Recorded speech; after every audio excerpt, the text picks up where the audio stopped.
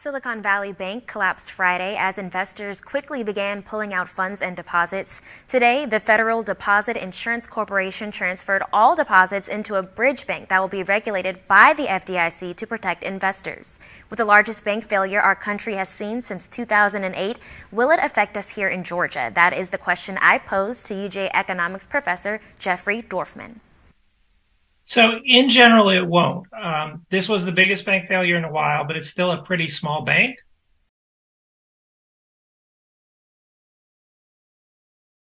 The opportunity and the hope that there's a place where their kid or adult would feel welcomed and loved, that's my favorite part. Java Joy Athens coordinator Madison McCrory explains her feelings regarding the Java Joy experience. Coffee, hug, enjoy. Located inside Piedmont Athens Regional Hospital, Java Joy strives to provide adults with disabilities with meaningful employment and a community of support. McCrory understands firsthand Extra Special People, or ESP's, impact on the local community. I say that Java Joy is kind of the hands and feet of ESP and what we do, because it's sometimes the first thing that people see when they experience ESP, and it's sometimes their first interaction with someone with a disability ever. And so it's really cool to watch our Joyristas kind of break down that barrier. Joyristas are undoubtedly breaking down barriers one cup of coffee at a time. In the U.S., about 70% of adults with disabilities can and want to work, but only 35% are employed in meaningful work. Hannah has been working for Java Joy for about 6 years now, and when asked about her favorite part of the job, her response was no different than most of ours when it comes to working. I like to pour coffee. I like getting paid, like money, so I could move out to Florida. Java Joy currently employs over 50 adults across their 4 locations with the hopes of becoming the largest employer of adults with disabilities in America. UGA professor Dr. Rachel Caliani explains some of the limitations adults with disabilities face in our country. Options and career options for people with disabilities, especially intellectual and developmental disabilities, continue to be sparse. Java Joy not only provides an opportunity for adults with disabilities to work, but they demonstrate the potential in other organizations for including people with disabilities. While the issue of opportunity remains, the Java Joy program still strives to make small steps in the right direction. The world is not necessarily built for people with disabilities. Luckily, here in Athens, we have a great community that knows who we are and knows kind of what they're getting themselves into. But it's definitely a pressure point that you feel of breaking down that barrier for someone to meet someone with a disability for the first time and learn what our program is. So, Olivia Gauthier, Grady News Source. With the previous state ban of TikTok on all government devices, Congress is now again looking to ban TikTok, however, for all 150 million U.S. users. UGA student Kennedy Johnston, who has built a following on the TikTok platform for the past 2 years, would be particularly impacted. I realized there was a need for more UGA content. Personally, going into college, I was struggling to find Black content creators who attended UGA. I started doing UGA content and I got a lot of great feedback. Kennedy says people are interested in seeing what UGA students are doing and feels as though that is what has contributed to much of her success, including many large brand deals. So I've done a couple of collaborations. My bigger ones have been Bartleby, which is like a homework platform from Barnes & Nobles. I've done HP, the computer system software company, and then I also did the Honey Pot company. That was my biggest deal. While the concern for the average TikTok user may seem screen level, one UGA professor understands how there could be a deeper national concern. It would be a very interesting way of gathering intelligence for other countries. What they can do is they can blackmail very high-level people, or they can gather just gather intelligence from everyday conversations that these people have. He's also unsure of whether or not banning the app is the best way. It seems like a big overreach of the power of the federal government. If something like that is upheld for a long enough period of time, then it kind of sets a precedent where the federal government could really interfere to a large extent. Aside from the pending ban, content creators like Johnston are remaining optimistic. I will say, just because of how TikTok works, creators know how to pivot. So I don't think it would be a problem if the app were to shut down, that like creators couldn't find another stream of revenue or succeed on another platform. Olivia Gauthier, Grady News Source. Nearly 50 Jackson County residents were in attendance at the Planning Commission public hearing Thursday night to contest proposal MA-22-0118 to change a plot of land classified as agricultural to rural. Many residents gathered to express concerns regarding how these new land developments would impact their community and resources. So then, in theory, if you double the population, you double the impact on your emergency services. Yes, sir. This change would allow clearance for a subdivision to be built off Holly Springs Road in Maysville. I spoke with one resident about why contesting this proposal was so important to him. Today is probably historic in the county for Jackson County. You know, I grew up in Hall County and went to service. I got wounded and I came home and I noticed the county that I left to go serve my country was not the same county that I grew up in. Jackson County right now is having to cover a lot of ground.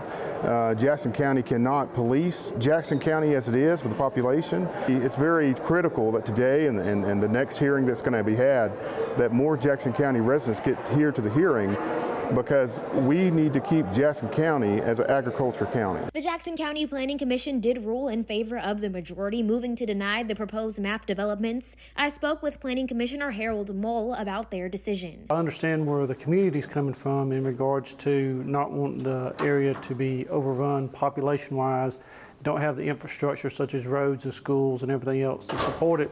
Plus you have the environmental concerns there of it being a farmland, and then you're going to put roads in there with asphalt and then the runoff and everything else. And the emotions leaving the courtroom today were very different than the emotions arriving. Many Jackson County residents who were in opposition to this proposed redistricting left very happy with the outcome. The Jackson County Planning Commission made it very clear that they are only here to gain opinions and provide the Jackson County Commissioners with their vote for the Jackson County Commission to have the final decision. For Grady News Source, Olivia Gauthier. UGA's football facility is in full swing today as pro day activities are underway.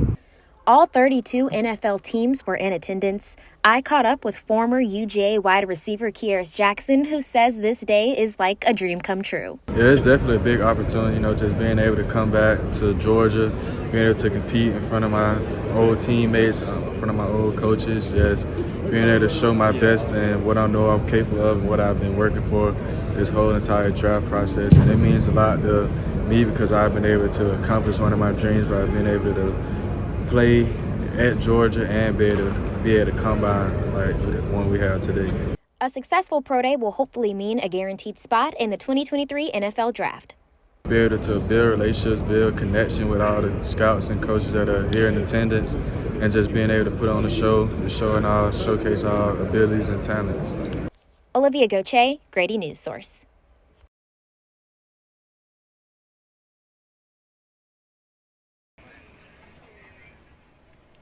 What's up? Welcome back. It is Olivia Gauthier coming to you live for one last time outside of Sanford Stadium. It has truly been a record-breaking year for UGA athletics and an amazing year for Georgia football, being the first team in the college football playoff era to win back-to-back national championships and score a record number of points in that game. A few of us want to just take a look back at some of our favorite moments from this past football season. Look at this. Go! Time the game. And let's go!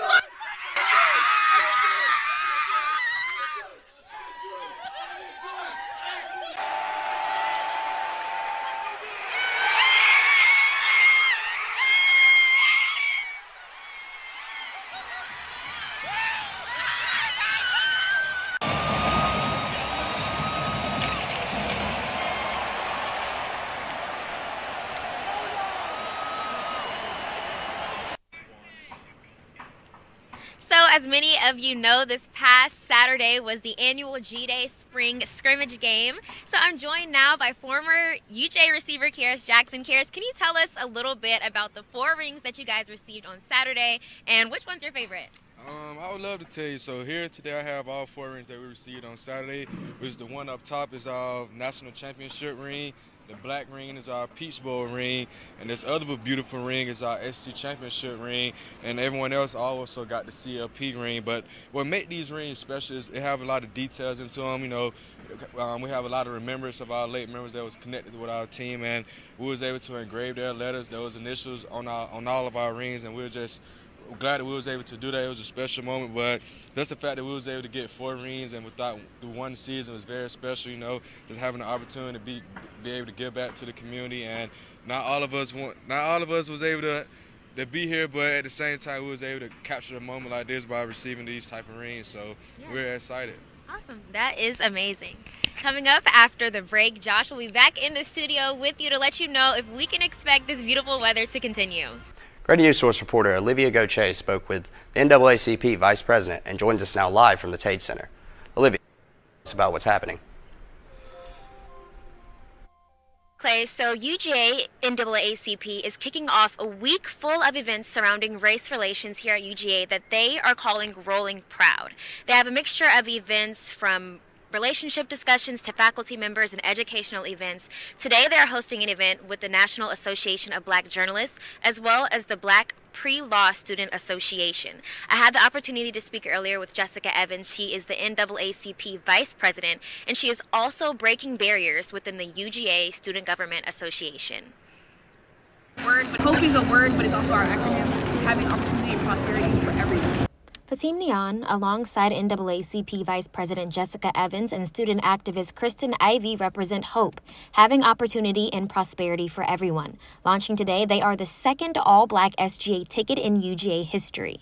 So I am running as the presidential candidate for this ticket. My friend Kristen Ivy is running as vice president, and Jessica Evans is running as treasurer candidate on this ticket.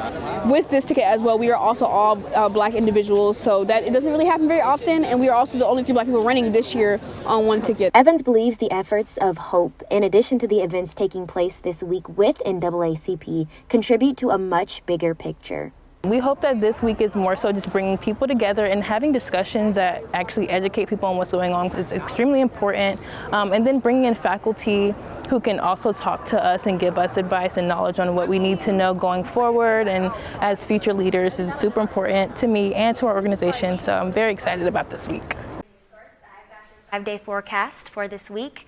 Things are definitely warming up as we saw some glimpses of spring weather today with a high of around 73, and our low tonight is probably going to reach around 59. Moving into Tuesday, it's going to be mostly cloudy with about a 40% chance of showers, a high of 74, and moving into the evening, a low around 58. On Wednesday, partly sunny, high of 78 and a low of 66 with a 20% chance of showers in the evening. And on Thursday, things are definitely warming up. We are going to reach a high of about 83, partly sunny and a 20% chance of showers before 1 p.m. And then later that night, partly cloudy with a low around 60. Also on Friday, a 20% chance of showers and a high of 76 and a low that's going to reach around 53. And of course, Mardi Gras is happening tomorrow. If you're heading down to New Orleans, I am very jealous. And as far as what you can expect weather-wise, there is going to be some fog before 8 a.m., which will turn into partly cloudy skies with a high of about 80. Later that night, still partly cloudy with a low of about 66. And if you're staying in good old Athens and still looking to celebrate, Terrapin Beer has got you covered on all things Mardi Gras tomorrow. So this is our 5th annual Historic Athens Mardi Gras Masquerade that's presented by Terrapin.